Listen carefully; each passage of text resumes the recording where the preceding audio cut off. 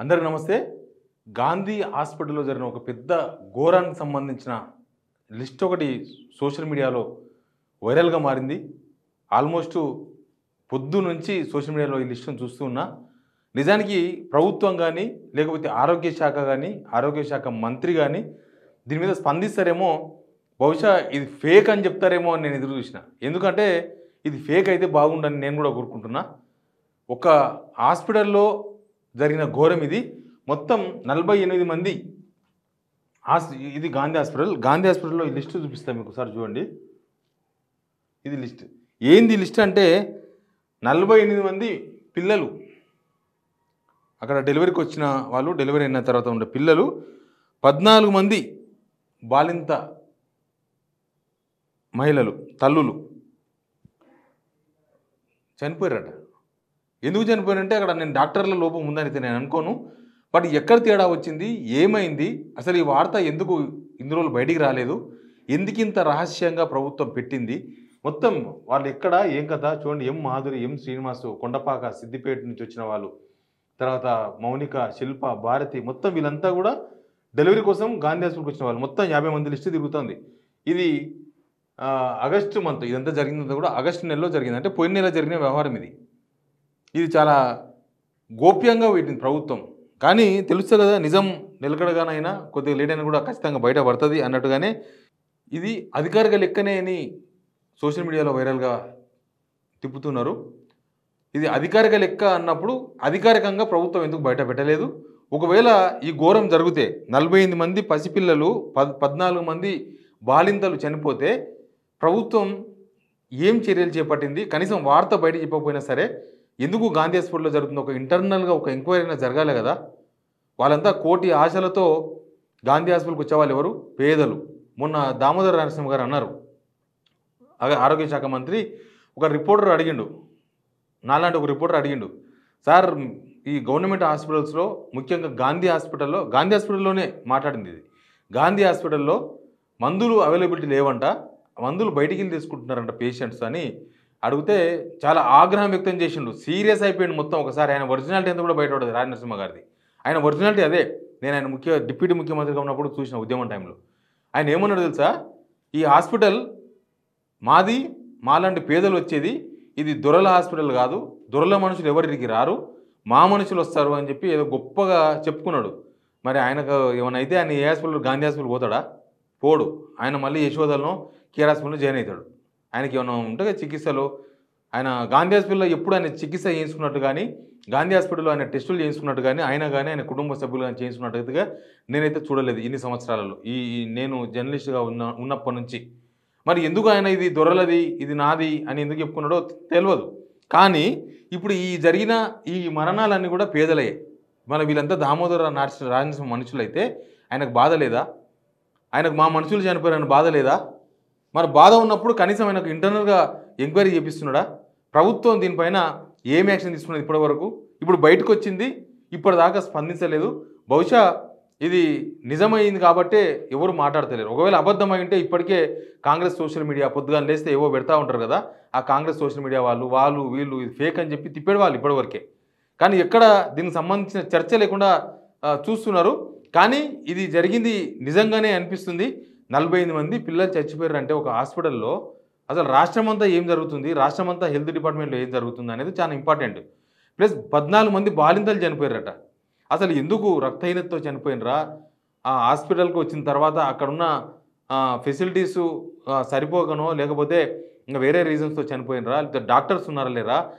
అక్కడ నుంచి సీనియర్, అంతకుముందు సీనియర్ ఉండేది గాంధీ హాస్పిటల్ సూపరింటెండెంట్ రాజారాం గారు ఉండే, రాజారాం గారిని ఎక్కడో తప్పించేసిండ్రు. ఆయన స్టేట్ గాంధీ హాస్పిటల్ పనిచేసిన ఆయన తీసుకుపోయి ఏదో ఒక చిన్న హాస్పిటల్, జిల్లా హాస్పిటల్ కూడా కాదు, ఇంకా చిన్న 100 బెడ్ల హాస్పిటల్కి వేసేసిండ్రు. సరే, అది వాళ్ళ డిపార్ట్మెంటల్ ఇష్యూ కావచ్చు కాక. కానీ ఇప్పుడు ఈ పోయిన ప్రాణాలకు బాధ్యులు ఎవరు? ఈ పోయిన ప్రాణాల గురించి ఎందుకు ప్రభుత్వం నిర్లక్ష్యంగా వ్యవహరిస్తున్నది? అసలు రాష్ట్ర వ్యాప్తంగా ఏం జరుగుతుంది? రాష్ట్ర వ్యాప్తంగా హాస్పిటల్స్లో నిజానికి బాలింతలకు ఆపరేషన్ చేస్తున్నారంటేనే అదొక పెద్ద కోత, కడుపు కోత. ఆపరేషన్లు చేస్తున్న ప్రైవేట్ హాస్పిటల్స్ పోతే ఇప్పుడు ఒకప్పుడు 15,000 20,000 డెలివరీ అయిపోయేది మహిళలు. ఇప్పుడు హాస్పిటల్స్, ప్రైవేట్ హాస్పిటల్స్ పోతే 70,000 1,00,000 రూపాయలు. ఇంకా ఇంకా పెద్ద పెద్ద హాస్పిటల్స్ కొన్ని కార్పొరేట్ ఆసుపత్రులు ఉన్నాయి. కార్పొరేట్ ఆసుపత్రులకు పోతే 1,50,000 2 లక్షలు చేస్తున్నారు బాలింతలకు. గాంధీ హాస్పిటల్కి పోయే వాళ్ళందరూ కూడా పేదలు, 100% పేదలే. పేదలు, మధ్యతరగతి వాళ్ళు గాంధీ హాస్పిటల్ పోతే ఫ్రీగా అవుతుంది కదా అని ఆశతో పోతారు. ఆడికి పోయినాక ఎందుకు చనిపోయినరు? 14 మంది మహిళలు చనిపోయినరు, 48 మంది పిల్లలు, చిన్న పిల్లలు, పుట్టిన పిల్లలు అప్పటికప్పుడు చనిపోయినరు. అసలు ఎక్కడ ప్రాబ్లం ఉంది? ఒకవేళ అంత సీరియస్ ఉంటే గాంధీ హాస్పిటల్ నుంచి వాళ్ళని ప్రైవేట్ హాస్పిటల్కి పోమనో లేకపోతే ఇంకా మెరుగైన హాస్పిటల్ ఉంటే తరలించవచ్చు కదా. అసలు గాంధీ హాస్పిటల్లో ఏముంది? ఏమి లేదు. గాంధీ హాస్పిటల్లో వైద్యం ఏమవుతుంది? గాంధీ హాస్పిటల్లో ఇట్లాంటి సిచ్యువేషన్ ఉంటే ఇంకా మిగతా గవర్నమెంట్ హాస్పిటల్లో ఏం జరుగుతుంది? ప్రభుత్వం దీని మీద స్పందించాలి ఖచ్చితంగా. ఒకవేళ ఇది ఫేక్ అయితే ఫేక్ అని చెప్పాలి, నిజమైతే ఎందుకు ఇట్లా చనిపోయినారో ఒక విచారణ చేయాలి. నెక్స్ట్ ఏం జరుగుతుంది? ఇప్పుడు ఎవరైనా గాంధీ హాస్పిటల్ పోవాలంటే భయపడే సిచ్యువేషన్. ఒకప్పుడు నేను రాని బిడ్డో ప్రభుత్వ ఆసుపత్రికి అని ఒక పాట ఉండేది. ఆ పాట ఏదో సినిమాలో ఉండేదేమో కానీ అందరూ భయపడేవాళ్ళు గవర్నమెంట్ హాస్పిటల్ పోవాలంటే. కొంత మెరుగైన హాస్పిటల్స్ తెలంగాణ వచ్చిన తర్వాత, మెరుగైన తర్వాత కొంత గవర్నమెంట్ హాస్పిటల్స్కి పోవడం స్టార్ట్ అయింది. అది స్టార్ట్ అయిన తర్వాత మళ్ళీ ఇట్లాంటి వార్త గాంధీ హాస్పిటల్ వేదికగా చూడడం అయితే నేను ఈ మధ్యకాలంలో చూడడం ఇది చాలా డేంజర్ వార్తగా అనిపించింది నాకు. ఎందుకంటే కరోనా టైంలో గాంధీ హాస్పిటల్లో కూడా చాలామంది బతికి బట్టగట్టిండ్రు. ఒకప్పుడు గాంధీ హాస్పిటల్కి పోయిర్రు అని అంటే ఇంక అంతే, వాళ్ళు తిరిగి రాని లోకాలకు పోయే వాళ్ళే గాంధీ హాస్పిటల్కి పోవాలి అనేది ఉంటుండే.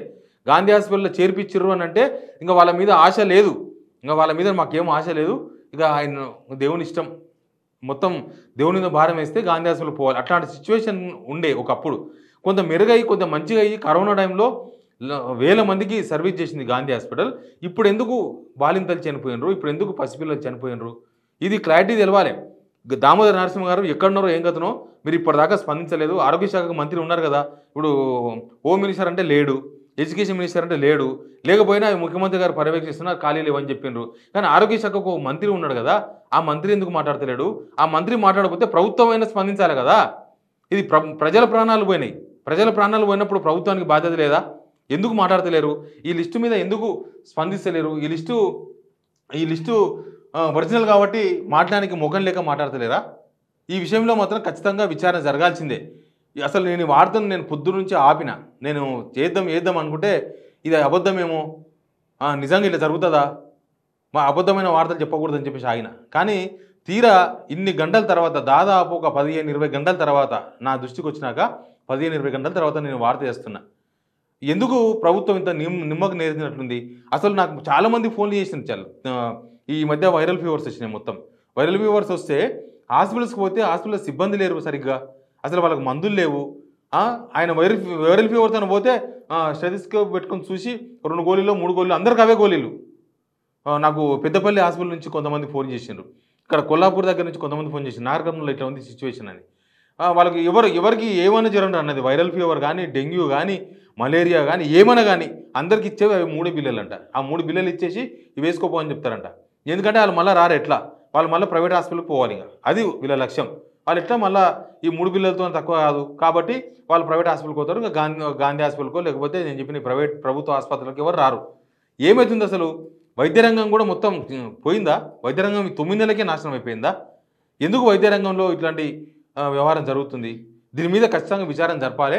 అసలు ఏమైంది? ఎందుకు బాలింతలు చనిపోయినరు? ఎందుకు చిన్నపిల్లలు పసిగుడ్డులు చనిపోయినరు?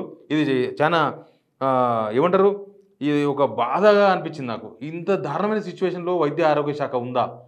ఎందుకంటే ప్రజలు లక్షల రూపాయలు పెట్టి ఈ పెద్ద పెద్ద హాస్పిటల్స్ పోయే సిచ్యువేషన్లో లేరు.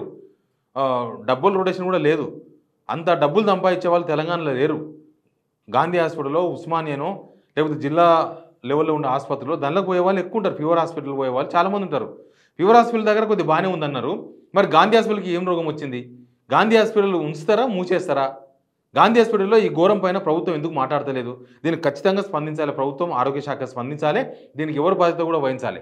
దీనికి బాధ్యులు ఎవరో కూడా తేలాలి. ఇదే ఒక ఎమ్మెల్యేల పిల్లలో లేకపోతే వాళ్ళ చుట్టాలో ఎవరైనా గాంధీ హాస్పిటల్లో చేరుతారా? గాంధీ హాస్పిటల్లో వైద్యం ఒకవేళ చేరితే అందకపోతే ఊకుంటారా? దీనిలో ఎవరైనా పెద్ద పెద్దోళ్ళు కనుక చనిపోయి ఉంటే ఇప్పటికే వార్త బయటకు వచ్చేది. అంత పేదోళ్ళు చచ్చిపోయారు కాబట్టి వాళ్ళ దిక్కు మాట్లాడుతూ ఎవడున్నాడు? వాళ్ళకు నోరు లేదు, వాళ్ళు వచ్చి బయటికి చెప్పుకున్నా ఏ మీడియా కూడా పట్టించుకోదు. కాబట్టి ఎవరు పట్టించుకుంటలేరా? అసలు ఏం జరిగింది? గాంధీ హాస్పిటల్లో జరిగిన ఈ దారుణమైన సంఘటన వెనుక ఏదో బలమైన కారణం ఉంది. గాంధీ హాస్పిటల్లో వసతులు లేవా? డాక్టర్లు లేరా? లేకపోతే నిర్లక్ష్యమా? లేకపోతే ఆరోగ్య శాఖ మంత్రి పట్టించుకుంటలేడా? ప్రభుత్వం స్పందిస్తలేదా? ప్రభుత్వం పట్టించుకుంటలేదా? ఇది ప్రభుత్వ వైఫల్యం. 100% ప్రభుత్వ వైఫల్యం. ఈ ఘోరం గనుక జరిగి ఉంటే దీనికి ముఖ్యమంత్రి బాధ్యత వహించాలి, రాష్ట్ర ఆరోగ్య శాఖ మంత్రి బాధ్యత వహించాలి. ఇది ప్రభుత్వ వైఫల్యం, ప్రభుత్వ ఘోరం ఇది. ఇంతమంది లోకం చూడకుండా చచ్చిపోయారు 48 మంది పిల్లలు. ఈ లోకమే చూడకుండా చనిపోయారు హాస్పిటల్ అంటే ఇక దీన్ని ఏ విధంగా వర్ణించాలి? ఇది చాలా బాధాకరమైన విషయం. ఖచ్చితంగా దీన్ని ప్రభుత్వం స్పందించాలి. దీని మీద విచారణ జరిపించాలి. బాధ్యులు ఎవరో తేల్చాలి. ప్రభుత్వమే దీన్ని మొట్టమొదటి ముద్దాయి. మిగతా మళ్ళోసారి ఇట్లాంటి జరగకుండా చూసుకోవాల్సిన బాధ్యత కూడా ప్రభుత్వం పైన ఉంది. Please subscribe signal TV.